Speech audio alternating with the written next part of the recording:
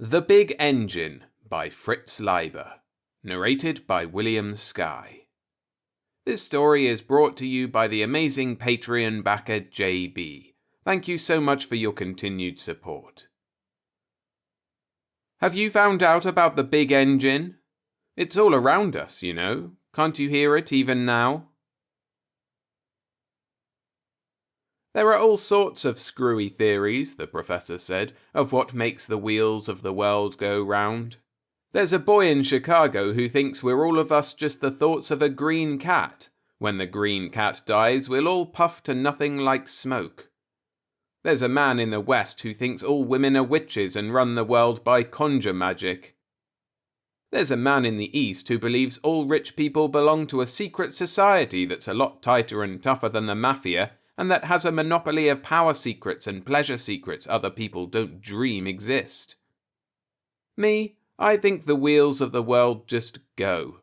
I decided that 40 years ago, and I've never since seen or heard or read anything to make me change my mind. I was a stoker on a lake boat then, the professor continued, delicately sipping smoke from his long, thin cigarette. I was as stupid as they make them, but I liked to think. Whenever I'd get a chance, I'd go to one of the big libraries and make them get me all sorts of books. That was how guys started calling me the professor.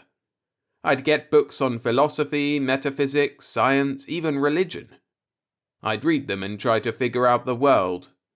What was it all about anyway? Why was I here? What was the point in the whole business of getting born and working and dying?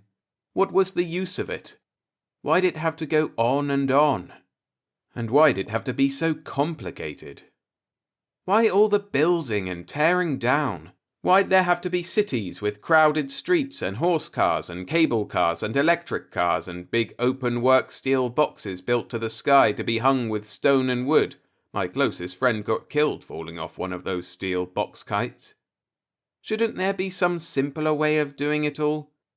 Why did things have to be so mixed up that a man like myself couldn't have a single clear, decent thought? More than that, why weren't people a real part of the world? Why didn't they show more honest-to-God response? When you slept with a woman, why was it something you had and she didn't? Why, when you went to a prize fight, were the bruisers only so much meat and the crowd a lot of little screaming popinjays? Why was a war nothing but blather and blow up and bother? Why'd everybody have to go through their whole lives so dead, doing everything so methodical and prissy like a Sunday school picnic or an orphan's parade? And then, when I was reading one of the science books, it came to me. The answer was all there, printed out plain to see, only nobody saw it. It was just this. Nobody was really alive. Back of other people's foreheads, there weren't any real thoughts or minds or love or fear to explain things. The whole universe, stars and men and dirt and worms and atoms, the whole shooting match, was just one great big engine. It didn't take mind or life or anything else to run the engine. It just ran. Now, one thing about science, it doesn't lie. Those men who wrote those science books that showed me the answer, they had no more minds than anybody else. Just darkness in their brains, but because they were machines built to use science, they couldn't help but get the right answers. They were like the electric brains they've got now, but hadn't then, that give out the right answer when you feed in the question.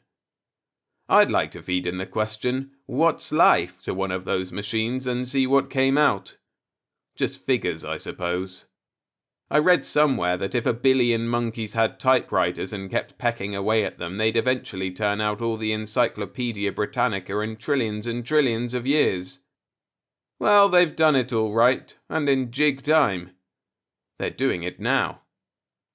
A lot of philosophy and psychology books I worked through really fit in beautifully.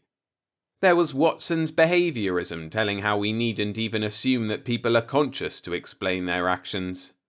There was Leibitz's monadology with its theory that we're all of us lonely atoms that are completely out of touch and don't affect each other in the slightest, but only seem to, because all our little clockwork motors were started at the same time in pre-established harmony. We seem to be responding to each other, but actually we're just a bunch of wooden-minded puppets. Jerk one puppet up into the flies, and the others go on acting as if exactly nothing at all had happened. So there it was all laid out for me, the professor went on, carefully pinching out the end of his cigarette. That was why there was no honest-to-God response in people. They were machines. The fighters were machines made for fighting. The people that watched them were machines for stamping and screaming and swearing. The bankers had banking cogs in their bellies, the crooks had crooked cams. A woman was just a loving machine, all nicely adjusted to give you a good time, sometimes, but the farthest star was nearer to you than the mind behind that mouth you kissed. See what I mean? People just machines set to do a certain job and then quietly rust away. If you kept on being the machine you were supposed to be, well and good. Then your actions fitted with other people's. But if you didn't, if you started doing something else, then the others didn't respond. They just went on doing what was called for. It wouldn't matter what you did, they'd just go on making the motions they were set to make. They might be set to make love, and you might decide you wanted to fight. They'd go on making love while you fought them. Or it might happen the other way. Seems to, more often. Or somebody might be talking about Edison, and you'd happen to say something about Ingersoll, but he'd just go on talking about Edison. You were all alone. Except for a few others, not more than 1 in 100,000, I guess, who wake up and figure things out. And they mostly go crazy and run themselves to death or else turn mean. Mostly they turn mean. They get a cheap little kick out of pushing things around that can't push back. All over the world you find them, little gangs of 3 or 4, half a dozen, who've waked up but just to their cheap kicks. Maybe it's a couple of coppers in Frisco, a schoolteacher in KC, some artists in New York, some rich kids in Florida, some undertakers in London, who found that all the people walking around are just dead folk and to be treated no decenter, who see how bad things are and get their fun out of making it a little worse. Just a mean little bit worse. They don't dare to destroy in a big way because they know the machine feeds them and tends them, and because they're always scared they'd be noticed by gangs like themselves and wiped out. They haven't the guts to really wreck the whole shebang. But they get a kick out of scribbling their dirty pictures on it, out of meddling and messing with it. I've seen some of their fun, as they call it, sometimes hidden away, sometimes in the open streets. You've seen a clerk dressing a figure in a store window? Well, suppose he slapped its face. Suppose a kid stuck pins in a calico pussycat, or threw pepper in the eyes of a doll. No decent live man would have anything to do with nickel sadism or dime paranoia like that. He'd either go back to his place in the machine and act out the part set for him, or else he'd hide away like me and live as quiet as he could, not stirring things up. Like a mouse in a dynamo or an ant in an atomics plant. The professor went to the window and opened it, letting the sour old smoke out and the noises of the city in. Listen, he said. Listen to the great mechanical symphony, the big black combo. The airplanes are the double bass. Have you noticed how you can always hear one nowadays? When one walks out of the sky, another walks in. Presses and pumps round out the bass section. Listen to them rumble and thump. Tonight they've got an old steam locomotive helping. Maybe they're giving a benefit show for the old duffer. Cars and traffic, they're the strings. Mostly cellos and violas. They purr and wail and whine and keep trying to get out of their section. Brasses? To me, the steel on steel of streetcars and L trains always sounds like trumpets and cornets. Strident, metallic, fiery cold. Hear that siren way off? It's a clarinet. The ship horns are tubas, the diesel horn's an oboe. And that lovely, dreadful French horn is an electric saw cutting down the last tree. But what a percussion section they've got. The big stuff like streetcar bells jangling is easy to catch, but you have to really listen to get the subtleties, the buzz of a defective neon sign, the click of a stoplight changing. Sometimes you do get human voices, I'll admit, but they're not like they are in Beethoven's Ninth or Holst's Planets.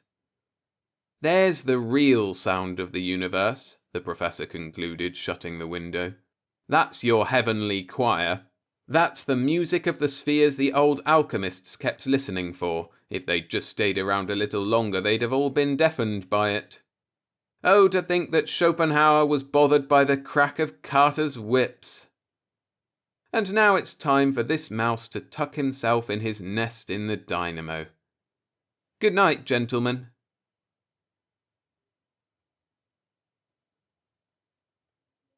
Thanks for listening. If you enjoyed this story, hit the like button to support the channel and subscribe for more every Monday and Friday. And for another story like this by Fritz Leiber, I recommend A Bad Day for Sales. A link to my narration of that is on screen now.